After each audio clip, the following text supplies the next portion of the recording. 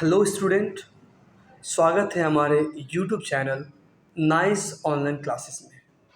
आज हम लोग द आर्टिस्ट का समरी करेंगे, तो चलिए स्टार्ट करते हैं। The artist is a short story compose by the Japanese writer Shiga Noah.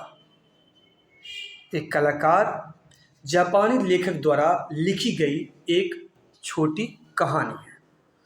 This story shows the old thinking of teacher and parents toward student।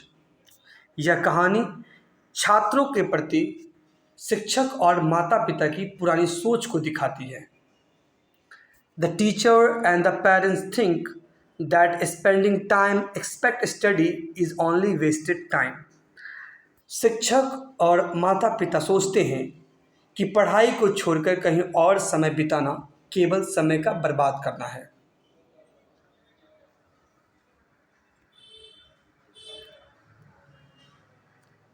In this story, Sebi is a 12 years old school-going student who was great passionately interested in collecting cards।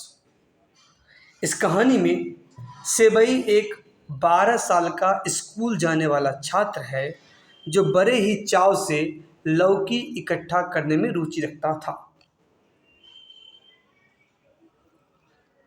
He is not interested in study and playing with the student। उसे छात्रों के साथ, अपने मित्रों के साथ पढ़ाई करने और खेलने में कोई दिलचस्पी नहीं थी। After class, he usually wandered about the town looking for the guards। Class के बाद वह आमतौर पर लौकी की यानी कद्दू की तलाश में शहर के आसपास बाजार में घूमता था।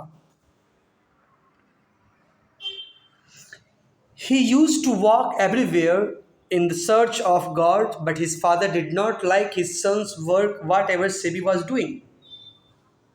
वह हर जगह लौकी की तलाश में घूमता था, लेकिन उसके पिता यानी सेबी के पिता ने अपने बेटे के काम को पसंद नहीं किया जो कि सेबी कर रहा था। He wanted his son to give up this unwanted hobby। वह चाहते थे कि उसका बेटा इस बेकार काम को छोड़ दे। Sebi's father did not want to listen any complaints of his son। SEBI के पिता अपने बेटे की कोई भी शिकायत नहीं सुनना चाहते थे। One day, एक दिन SEBI purchased an attractive gourd from an old woman and goes to school with it। एक दिन सेबई एक बूढ़ी औरत से एक आकर्षक अट्रैक्टिव लौकी यानी कद्दू खरीदता है और उसे अपने साथ स्कूल ले जाता है। He started polishing it under his desk, but Sebi is caught red-handed by his class teacher। वह उसे अपने डेस्क के नीचे चमकाने लगता है, लेकिन सेबई अपने क्लास टीचर के सामने रंगे हाथों पकड़ा जाता है। The teacher become very angry with Sebi।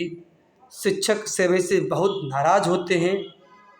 यानी कि जब वो पकड़ा जाता है रेड हैंडेड, तो दिखता है कि वो क्या कर रहा होता है, डेस्क के नीचे कद्दू को पॉलिश कर रहा होता है। और इस चीज़ को ये चीज़ देखकर शिक्षक जो है यानी उसके क्लास टीचर बहुत नाराज़ हो जाते हैं, बहुत गुस्सा हो जाते हैं।